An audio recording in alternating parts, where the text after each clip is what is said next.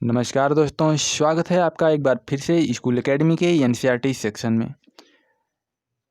चलिए हम शुरू करते हैं इस अध्याय का दूसरा पार्ट, मतलब कि दूसरा वीडियो। आपने कुछ टॉपिक पहले वीडियो में पढ़ा हुआ है, अब बाकी के टॉपिक हम इस वीडियो क्लास में देखेंगे। चलिए शुरू करते हैं और जानते हैं प्राथमिक और द्वितीयक सामाजिक समूहों के बारे में। दोस्तों, वे सभी समूह जिनसे हम संबंधित होते हैं हमारे लिए समान रूप से महत्वपूर्ण नहीं होते हैं।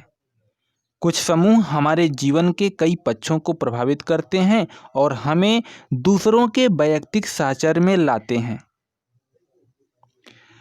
प्राथमिक समूह से तात्पर्य लोगों के एक छोटे समूह से है जो घनिष्ठ आमने सामने के मेल मिलाप और सहयोग द्वारा जुड़े होते हैं।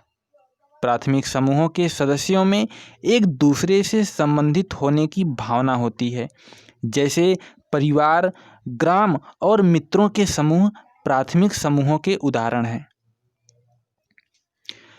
द्वितीयक समूह आकार में अपेक्षाकृत बड़े होते हैं और उनमें औपचारिक और अवैयक्तिक संबंध होते हैं, मतलब भी इनमें आमने सामने की अंतःक्रिया नहीं होती है।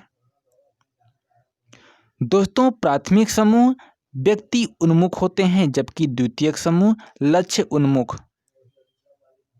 विद्यालय, सरकारी कार्यालय, अस्पताल, छात्र संघ आदि द्वितीयक समूहों के उदाहरण हैं। चलिए अब जानते हैं समुदाय एवं समाज अथवा संघ के बारे में। दोस्तों, पुराने परंपरागत और कृषक जीवन की नए आधुनिक और शहरी जीवन से उनके विभिन्न सामाजिक संबंधों और जीवन शैली के आधार पर तुलना करने का विचार शास्त्रीय समाजशास्त्रियों के लेखन की ओर ले जाता है।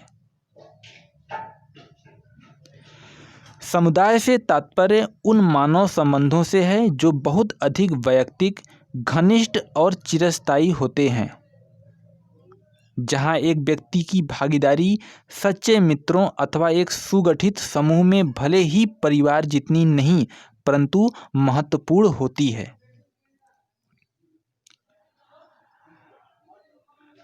यहाँ चित्र में दिए गए दो प्रकार के समूहों की तुलना करिए।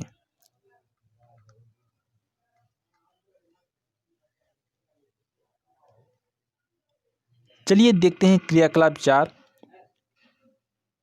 किसी ऐसे संघ के ज्ञापन की प्रति एकत्रित करें जिसे आप जानते हैं या जिसके बारे में खोज कर सकते हैं। उदाहरण के लिए एक निवासी कल्याण संघ, एक महिला संघ, एक स्पोर्ट्स क्लब।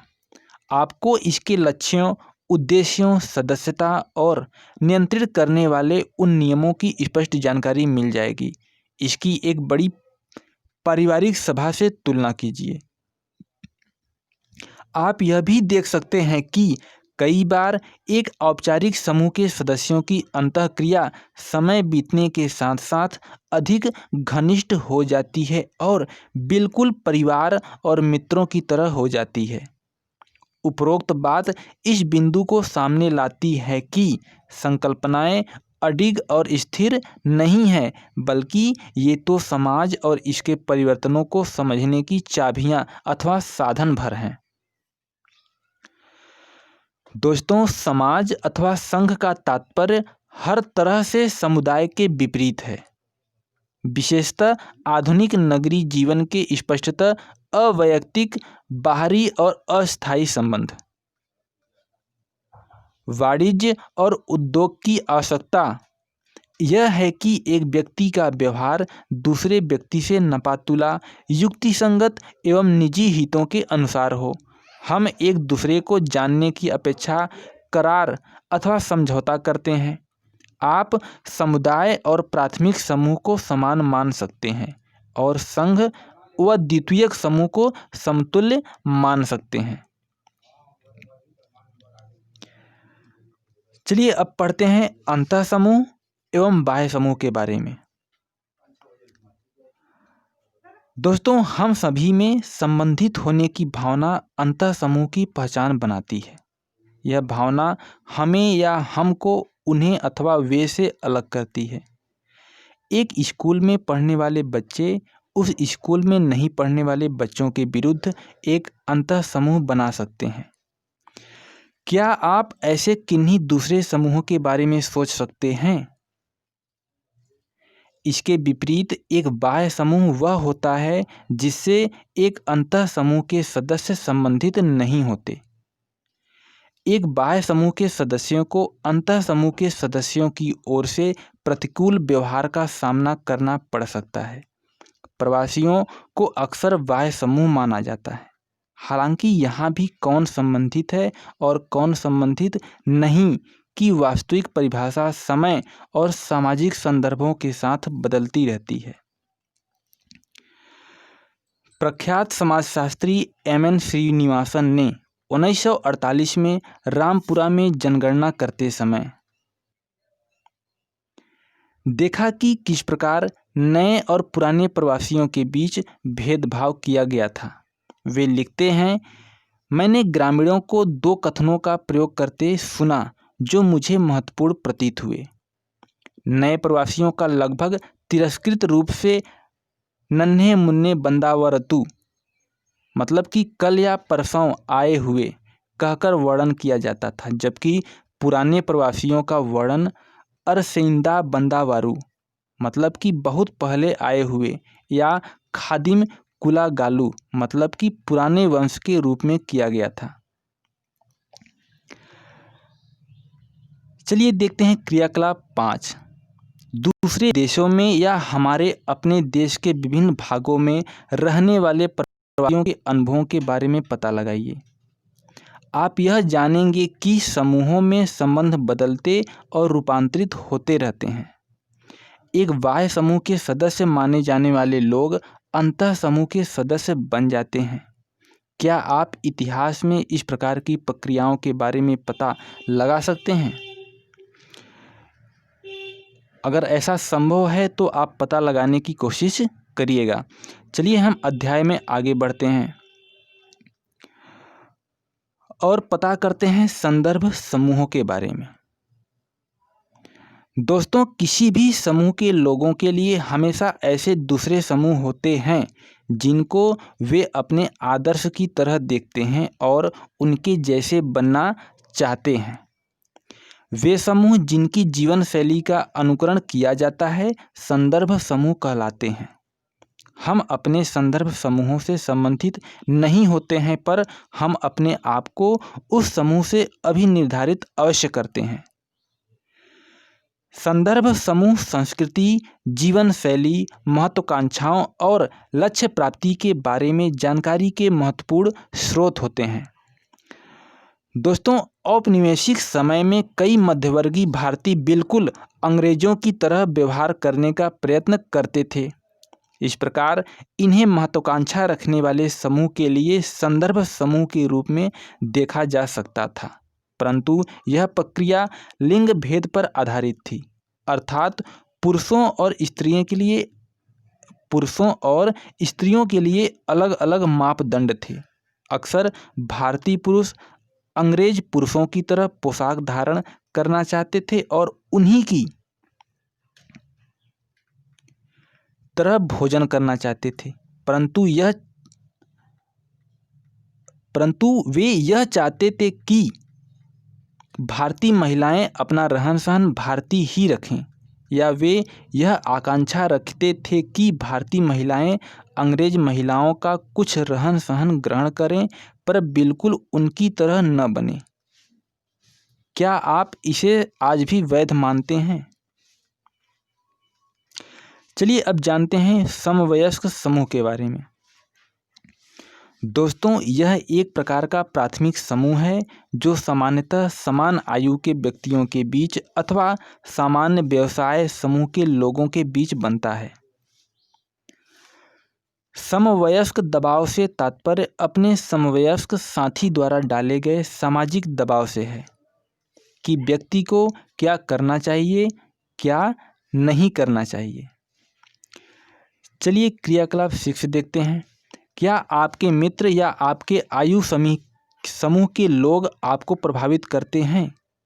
क्या आप अपने कपड़ों, व्यवहार, अपनी पसंद के संगीत, अपनी पसंद की फिल्मों के बारे में उनकी स्वीकृति अथवा अस्वीकृति से कोई सरोकार रखते हैं?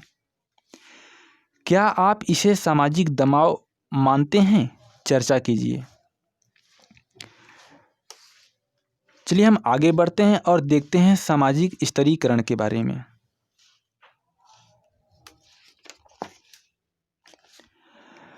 दोस्तों, सामाजिक स्तरीकरण से तात्पर्य भौतिक या प्रतीकात्मक लाभों तक पहुंच के आधार पर समाज में समूहों के बीच की संरचनात्मक असमानताओं के अस्तित्व से है। अंतः स्तरीकरण को सरलतम शब्दों में लोगों के विभिन्न समूहों के बीच की संरचनात्मक असमानताओं के रूप में परिभाषित किया जा सकता है। अक्सर सामाजिक स्तरीकरण की तुलना धरती की सतह में चट्टानों की परतों से की जाती है। समाज को एक अधिक्रम जिसमें कई परतें शामिल हैं के रूप में देखा जा सकता है। इस अधिक्रम में अधिक कृपा पात्र शीर्ष पर और कम सुविधा पात्र तल के निकट है। समाज के संगठन में स्तरीकरण का महत्वपूर्ण स्थान होने के कारण शक्ति और लाभ की असमानता समाजशास्त्र में केंद्रीय है। प्रत्येक व्यक्ति और प्रत्येक गृह के जीवन का प्रत्येक पक्ष स्तरीकरण से प्रभावित होता है। स्वास्थ्य, दीर्घायु, सुरक्षा, शैक्षणिक सफलता, कार्य में उपलब्धि और राजनीतिक प्रभाव, यह सभी अवसर व्यवस्थित तरीकों से असमान रूप में वितरित हैं। मानव समाजों में ऐतिहासिक रूप में स्तरीकरण की 4 मूल अवस्थाएं मौजूद हैं: दासता, जाति, स्टेट और वर्ग। दास प्रथा असमानता का चरम रूप है, जिसमें वास्तव में कुछ व्यक्तियों पर दूसरों का अधिकार होता है। यह छुटपुट रूप में कई कालों और स्थानों पर मौजूद रही है, परंतु दास प्रथा के 2 प्रमुख उदाहरण हैं प्राचीन ग्रीस और रोम तथा 18वीं एवं 19वीं शताब्दी में संयुक्त राष्ट्र अमेरिका के दक्षिणी राज्य। एक औपचारिक संस्था के रूप में दास प्रथा को धीरे धीरे जड़ से उखाड़ा गया, परंतु हमारे यहाँ अभी भी बंधुआ मजदूरी पाई जाती है, यहाँ तक कि उसमें बच्चे भी शामिल हैं। स्टेट सामंतवादी यूरोप की विशेषता थी। हम यहाँ स्टेट का विस्तृत वर्णन नहीं करेंगे, परंतु सामाजिक स्तरीकरण की व्यवस्थाओं के रूप में जाति और वर्ग का बहुत ही संक्षिप्त रूप में उल्लेख करेंगे। सामाजिक स्तरीकरण के आधार के रूप में वर्ग, जाति, लिंग के बारे में हम अगली पुस्तक समाज का बोध में पढ़ेंगे। चलिए तो जानते हैं जाति के बारे में संक्षिप्त वर्णन क्या किया गया है। दोस्तों, जाति पर आधारित स्तरीकरण व्यवस्था में व्यक्ति की स्थिति पूरी तरह से जन्म द्वारा मिली हुई परिस्थिति पर आधारित होती है, न कि उन पदों पर जो व्यक्ति ने अपने जीवन में प्राप्त किए होते हैं। कहने का तात्पर्य यह नहीं है कि एक वर्ग समाज में उपलब्धि पर कोई योजनाबद्ध प्रबंधन नहीं होता, जो कि प्रजाति और लिंग सरेखी प्रदत्त परिस्थिति द्वारा थोपा जाता है। हालांकि एक जातिवादी समाज में जन्म द्वारा प्रदत्त परिस्थिति एक व्यक्ति की स्थिति को एक वर्ग समाज की तुलना में ज़्यादा पूर्ण ढंग से परिभाषित करती है। परंपरागत भारत में विभिन्न जातियां सामाजिक श्रेष्ठता का अधिक्रम बनाती थी। जाति संरचना में प्रत्येक स्थान दूसरों के संबंध में इसकी शुद्धता या अपवित्रता के द्वारा परिभाषित था। इसके पीछे यह विश्वास था कि पुरोहित जाति ब्राह्मण, जो कि सबसे अधिक पवित्र हैं, बाकी सबसे श्रेष्ठ हैं, और पंचम, जिनको कई बार बाह्य जाति कहा गया, सबसे निम्न है। परंपरागत व्यवस्था को सामान्यतः ब्राह्मण, क्षत्रिय, वैश्य और शूद्र के 4 वर्णों के रूप में संकलित किया गया है। वास्तविकता में व्यवसाय आधारित अनगिनत जाति समूह होते हैं जिन्हें जाति कहा जाता है।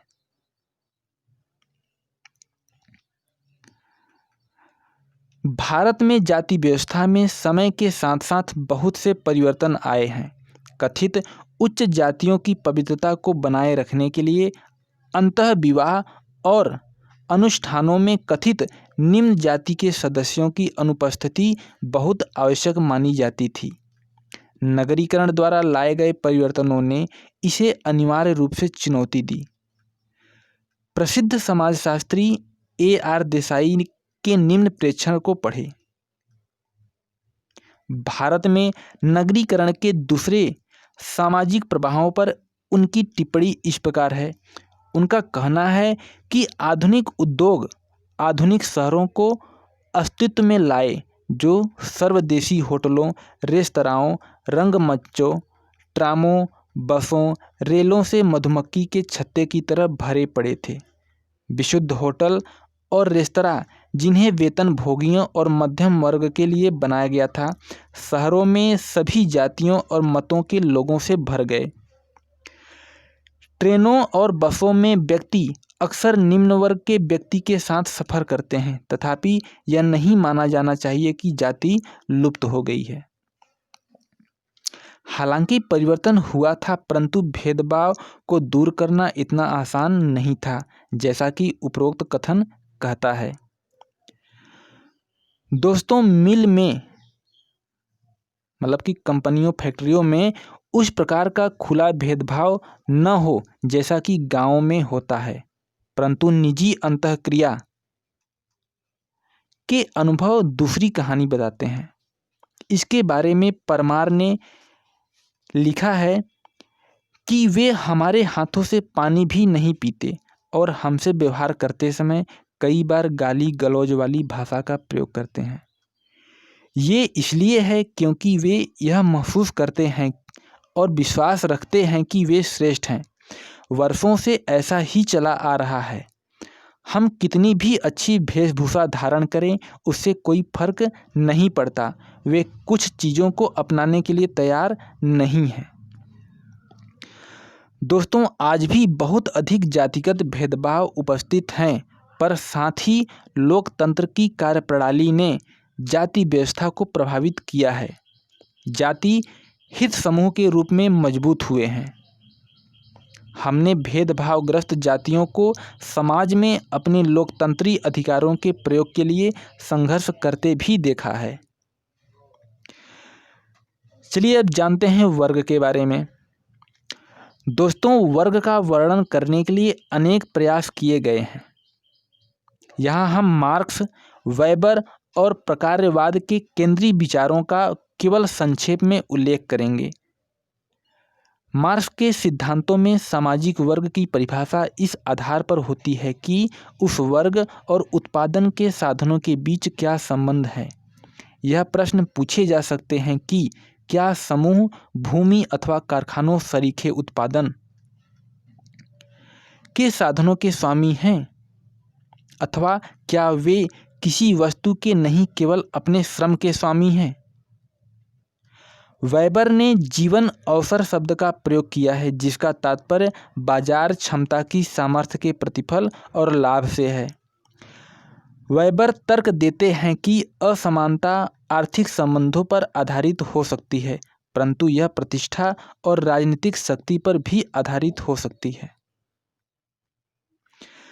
सामाजिक स्तरीकरण का प्रकारवादी सिद्धांत प्रकारवाद की आस्था या सामान्य पूर्व कल्पना के साथ आरंभ होता है कि कोई भी समाज वर्गहीन या संस्तरण मुक्त नहीं है। मुख्य प्रकार्यक आवश्यकता सामाजिक स्तरीकरण की वैश्विक उपस्थिति का वर्णन करती है। समाज द्वारा व्यक्ति को सामाजिक ढांचे में स्थापित और गतिशील करने के लिए किन आवश्यकताओं का सामना करना पड़ता है। अतः सामाजिक असमानता या स्तरीकरण अनजाने में विकसित किया गया वह साधन है जिसके द्वारा समाज यह निश्चित करता है कि सबसे अधिक महत्वपूर्ण स्थितियों को जानबूझकर सबसे योग्य व्यक्तियों द्वारा भरा जाए। क्या यह सत्य है? एक परंपरागत जाति व्यवस्था में सामाजिक अधिक्रम निश्चित व कठोर होता है और इन समाजों में पीढ़ी दर पीढ़ी हस्तांतरित होता है। इसके विपरीत आधुनिक वर्ग व्यवस्था खुली है और उपलब्धि पर आधारित है। लोकतंत्री समाजों में सर्वाधिक वंचित वर्ग और जाति के किसी व्यक्ति को सर्वोच्च पद पर पहुंचने से कोई भी कानून रोक नहीं सकता, कानूनन रोक नहीं सकता। उपलब्धि की इस प्रकार की कहानियां वाकई विद्यमान हैं और ये असीम प्रेरणा का स्रोत होती हैं। यद्यपि अधिकांश हिस्से के लिए जाति व्यवस्था की संरचना अभी तक बनी हुई है। यहाँ तक कि पश्चिमी समाजों में भी सामाजिक गतिशीलता का समाजशास्त्री अध्ययन संपूर्ण गतिशीलता के आदर्श प्रतिरूप से काफ़ी दूर है। समाजशास्त्र को जाति व्यवस्था और भेदभाव की निरंतरता दोनों की चुनौतियों के प्रति संवेदनशील होना पड़ेगा, विशेषकर वे जो व्यवस्था के निम्न स्तरों पर हैं, न केवल सामाजिक बल्कि आर्थिक रूप से भी वंचित स्थिति में हैं। दोस्तों, इस वीडियो क्लास में इतना ही। परिस्थिति और भूमिका के बारे में हम अगले वीडियो क्लास में देखेंगे। तब तक के लिए नमस्कार।